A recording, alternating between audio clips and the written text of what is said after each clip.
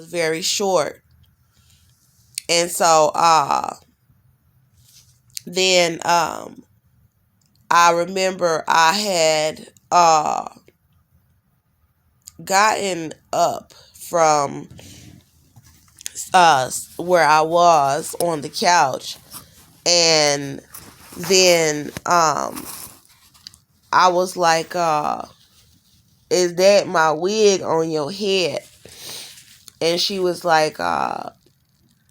And I was like, well, give me back my stuff. I was like, get out of my dress, take off my dress, take off my wig. And I had started combing, and I was like, you combing like this? And I had took a wig brush and I started combing the blonde one, because I had on the blonde one that was matted, and I started combing it to like fix it, and it was long and curly, but it was kind of like the straight kind of wig that had just a little wave to it. And I was like, this is how you comb it. And I was in the mirror and I was showing how you comb it out.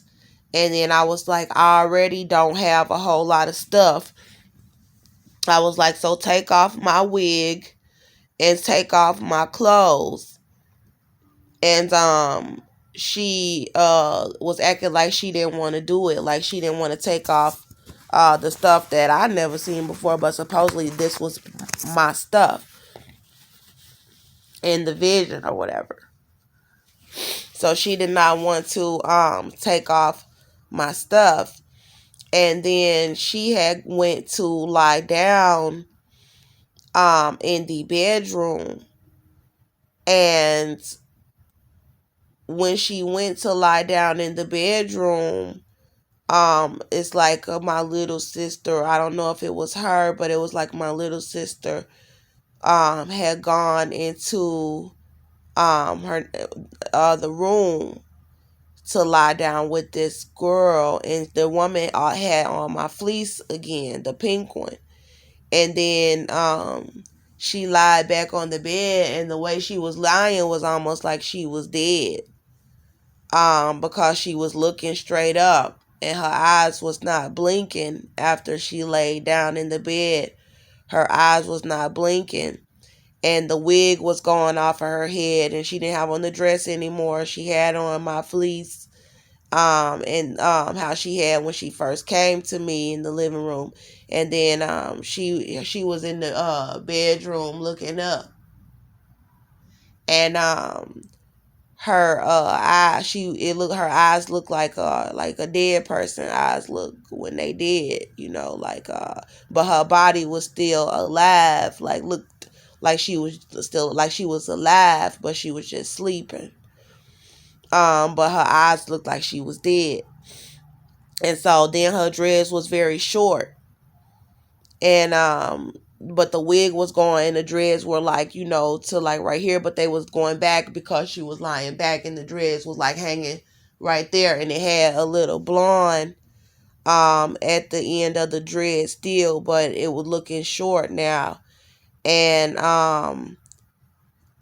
it was the orange blonde looking color, and she was lying on her kind of leaning towards the right side. She was lying down like this, and she was brown, and her eyes was like, kind of like the pupil. It was normal, but you see how my eyes very is big and right there, but it was more white on her eye than that color, and she was looking like up, like I'm gonna show you how she was looking. Like I don't know if I can do it, but she was like,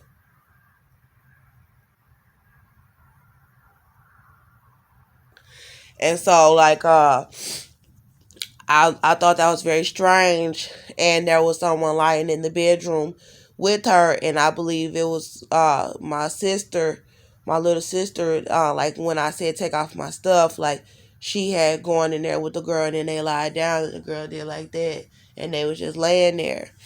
And then so I had came out of the bedroom, and when I came out of the bedroom, I left them in there, and it was daytime, and I left them in there. And because I had made significance on them taking off of my stuff, like take off my wig, take off my stuff. I already don't have a whole bunch of stuff. Take off my stuff. I'm not playing. And it was like I was really getting bowdy with this girl. Like, I'm not playing. Get out of my stuff. I'm serious. Like, I will come take it off of your head myself. And then so I went back into the living room after they lied down in the bed in this bedroom, which was in this apartment. But when I came out into the living room, it had turned into a house. When I came out the bedroom, it turned into a house.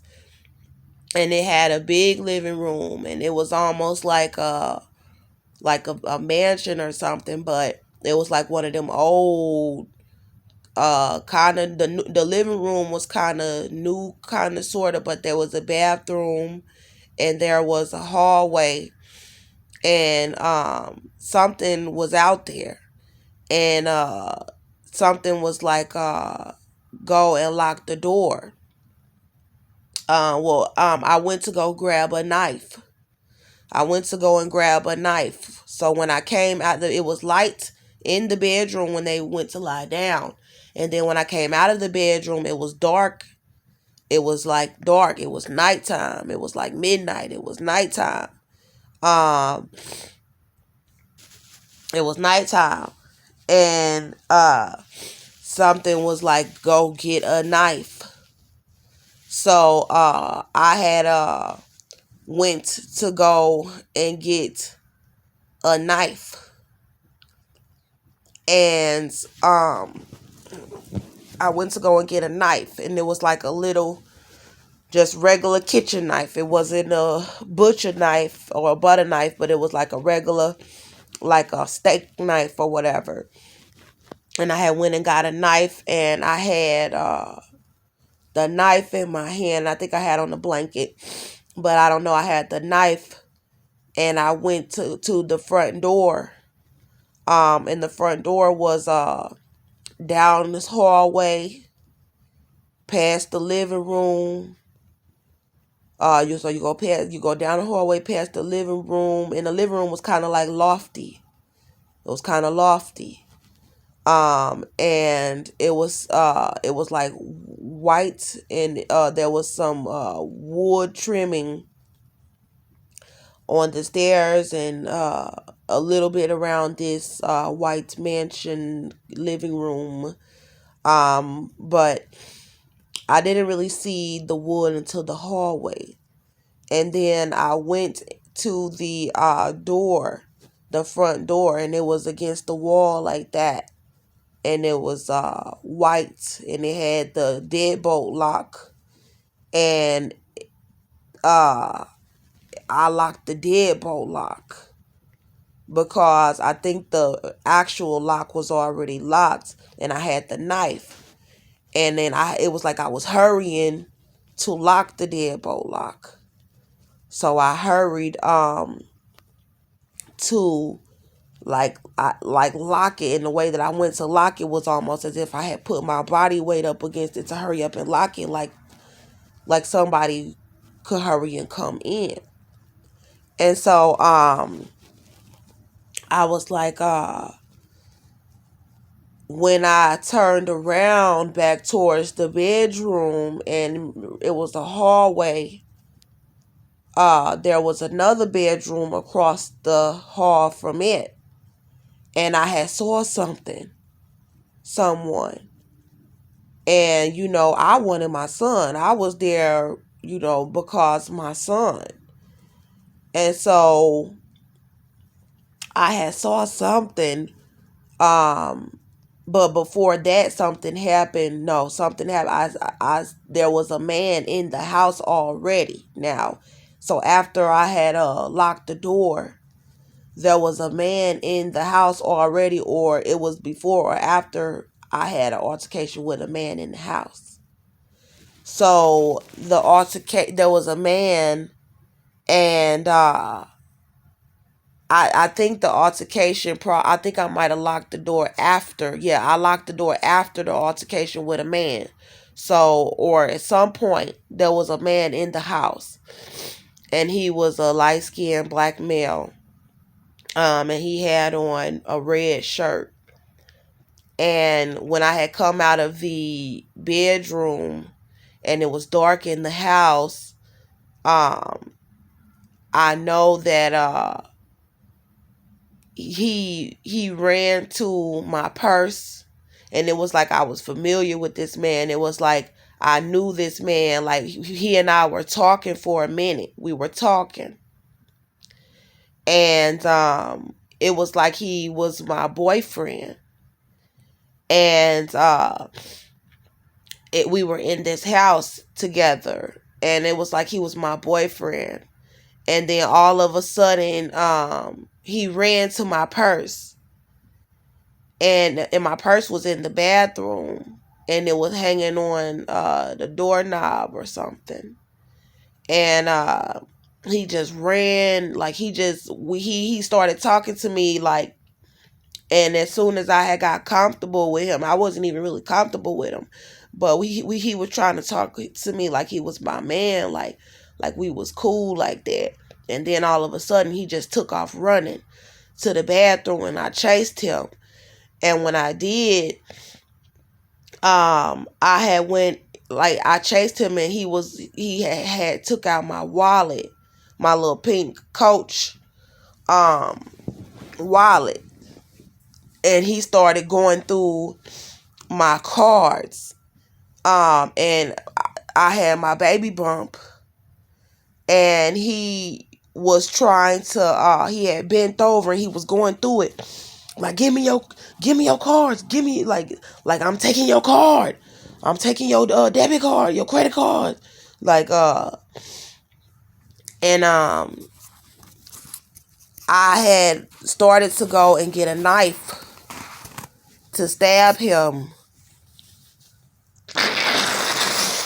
because I was like, oh, you're not taking my debit card, you're not taking my credit card. And he was bent over going through my stuff, and I was over him.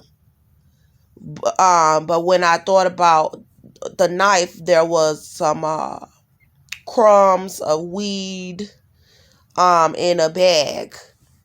And like you could smell that there was weed in there. And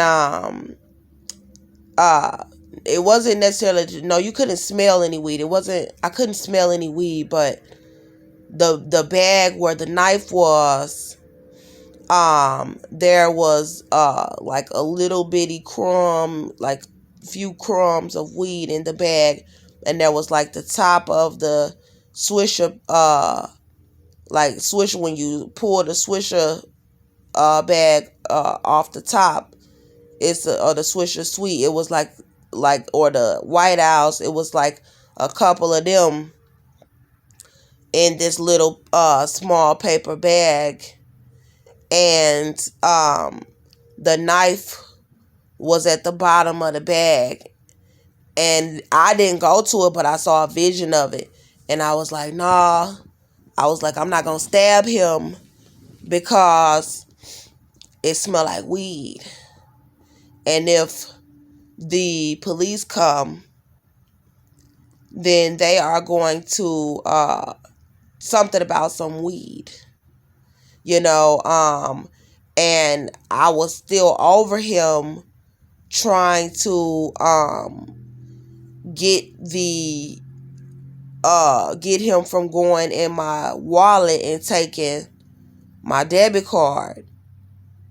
And so he was like, as I was over him, he was throwing up his elbows, so he can get it. Like if I was to try to touch him, he would hurry up and throw up his elbow like that, and then hit me in the stomach.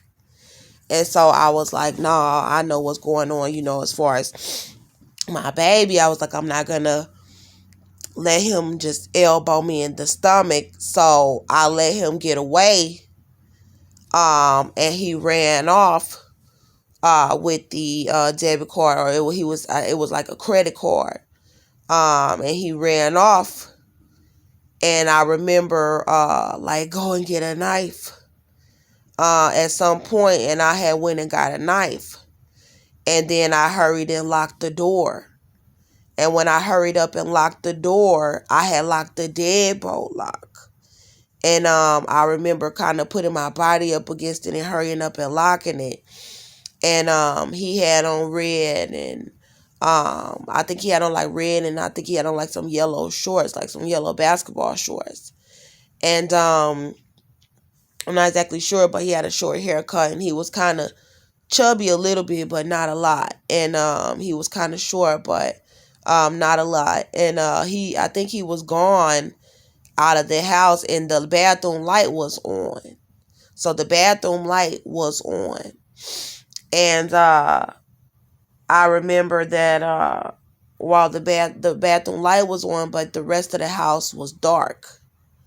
And so after he had gone and I came back out the bathroom, back into the hallway to go and lock the door, it was dark.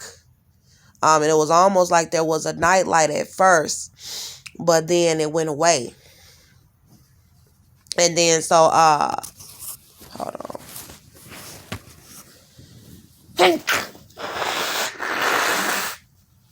God bless me. But then it went away. And then so as I had locked the door, I had turned like this to go back towards the bedroom and where the couch had been, but the couch was gone now. The couches were gone, and it was a hallway, and there was like, I believe, a little staircase that went down, but I don't know what was down there. And then because I believe there was a rail right there and a staircase that might go down. And then it was almost like there were floors in this house, but then I saw someone that looked like they had a sheet over their body with like a head, like something like a hat or something on top of it. Something, some kind of headpiece or something on top of it. And I was like, Shakina, is that you? And that's my little sister. And remember, I believe she had been lying in the bedroom with the other girl. So when I seen something, because now imagine me standing directly at you, because I was at the front door on this side locking it, and I had the knife.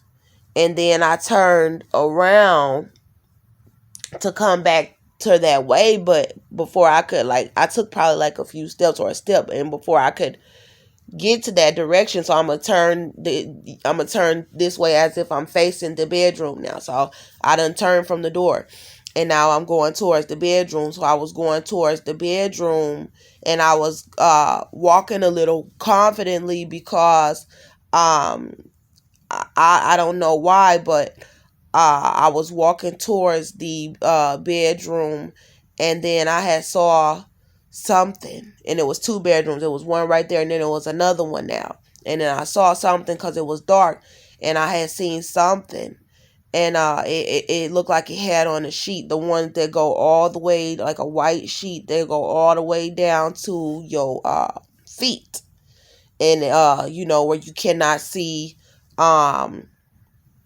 person, but I was like, I said, Shakina, is that you? And then I had kind of stopped right there and said, Shakina, is that you? And that's my little sister. So I was like, Shakina, is that you? And then I saw the little at first I was like thinking, maybe I didn't see anybody, but I could have swore I just saw somebody. And then I saw the little person with the sheet on them go towards the second bedroom, like kind of quickly. And then I had the knife, and I think I said it again, like, Shakina, is that you? And the body was short, like it was my sister. Because she was a little on the shorter side, and the person under the or whoever was under this sheet, and I was like, oh snap, that's like they got a sheet on their body like a ghost, but it didn't look like a ghost, because with the ghost, you see them flying around or whatever. So the fact that they was kind of like walking, like a human was underneath the sheet. And it wasn't like doing all of that. It was just stilly walking, and I said it again when I seen it go by the second bedroom. I was like, Shakina, is that you? And I just kind of stood right there because I didn't really want to go any further, and I had the knife, and then all of a sudden it started coming towards me, and with the sheet on, and then it came towards me. And when it came towards me, I think I said it again, Shakina, is that you? Um, and then it got close to me, like right here, up close. And then my head started going, and I was still standing up. So I was standing up, and when it got close to me, I was like, and I couldn't really, it wasn't hitting me, but it was a spirit, or it felt like something had got right here. Like it wasn't hurting me, but it on the inside, if you do your head like that and go, that's kind of similar what it felt, but it was deeper than that. Like it was demonic. And like I couldn't, I was like, when it had got close to me. And then I remembered Jesus. And because I could not do anything when it had got close to me, I started to go like that. But my head was literally like, but it was, I don't know, I can't really do it how I was doing it, because it was witchcraft. It was demonic. So while this was happening, I was lying down right here on the couch, and I could hear my voice while I was lying down now, because at first I was all the way in this. But then when it got to me, I could hear my voice, but I was still in it. And I was like, I could feel it. That this was someone doing this to me. And then I said, Jesus, like Jesus, and then it was gone, because I woke up, and I was like, I heard an echo when I said Jesus. I was opening my eyes. I heard kind of remnants of what it was just doing to me. Like, and then I remembered Jesus, and I remembered that he was there, and he was more powerful. And then I just kind of laid there. I just laid right here, and it was dark. And I kind of just laid right here, and I was like, oh, okay, so I done had some major breakthrough in the spirit world that they not happy about, and they came to attack me in the night, because when I went to sleep, I made up my mind that I was going to win the battle in Jesus Christ. And I made up my mind that I was in tune with what God had said, because God was like, what America is trying to do to me is wrong, and that somebody needs to come and get me and my children out of America because of what they are trying to do. And at first, I was thinking about a whole bunch of hope for us, but when I went to sleep, I had realized that, God was right, that they are up to no good, and it is is just like what he said, what they are trying to do. And it is very evil. And I decided I'm gonna keep my eyes fixed on Jesus. I'm not gonna do anything to try to um self-medicate. I'm not going to try to yell and scream.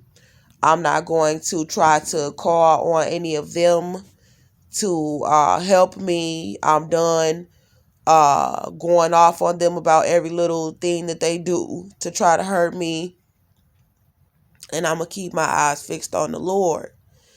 And then I went to sleep just in a state of peace. Like with him, like, you know what? I'm going to just lay down, listen to my little praise and worship, and ignore the negativity, and I just kept in the forefront of my mind because it was so many people trying to say things about me and taunt me, and oh, she did, so she did, and you this and you that, and ha ha ha, and all of that. So where I just put on my praise and worship music, and I just was like, I gotta tune out all the voices and of the negativity that people are saying, and I need to just tune out whatever else that done took place, and I was like, Jesus, I got my eyes fixed on you. In my heart, I was like, Jesus, I got my eyes fixed on you. My eyes is fixed on you. My eyes is fixed on Jesus. Jesus, I said, because, I already spoke what I needed to say against everybody in this country. And as long as they know that I know that they are evil and that I done told them everything that I feel about them, I was like, they could taunt me all they want because I know they evil. And that was just fine with me. And I was like, so I can be silent. I don't have to make a video to try to tell them, oh, I know what you just said, and I know what you're trying to do, and I know that y'all are all trying to openly persecute me and laugh about it like one big old happy party, openly persecuting me, and thinking that it's funny and laughing. And I was just like, I'm not gonna say anything back.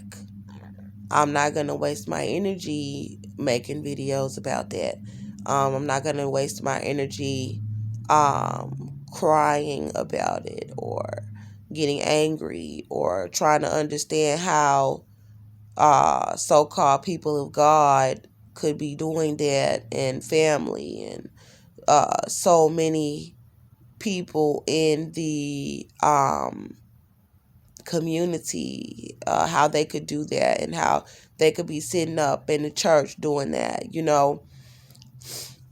But because I had already told the truth about the fact that they was over here worshiping the devil, and I told the truth that Satan came to me in the jail. I already been said he was white, so I already knew what they were doing, that they was doing it with the whites. They was doing it with these devils and these witches, and that they had already known who they were. They had already known that they were witches, and they had already known that they were devils, but I did not know. And so while they had been doing all this wickedness to me in this country, I did not know why. And so by this point, I knew. And so I was like, it's ridiculous, but I'm not going to baffle myself about how it got this way. I'm going to lay down. And I was just like, Jesus, I'm going to keep my eyes fixed on Jesus because I'm in love with Jesus. He is the love of my life. And it's more than, oh, that's just my God and this and that. No, I'm in love with him. So I was like, I can keep my eyes fixed on him. He done showed me enough of his love to know that, I'm okay knowing that he's on my side. And that was very important because I was like, Jesus is on my side.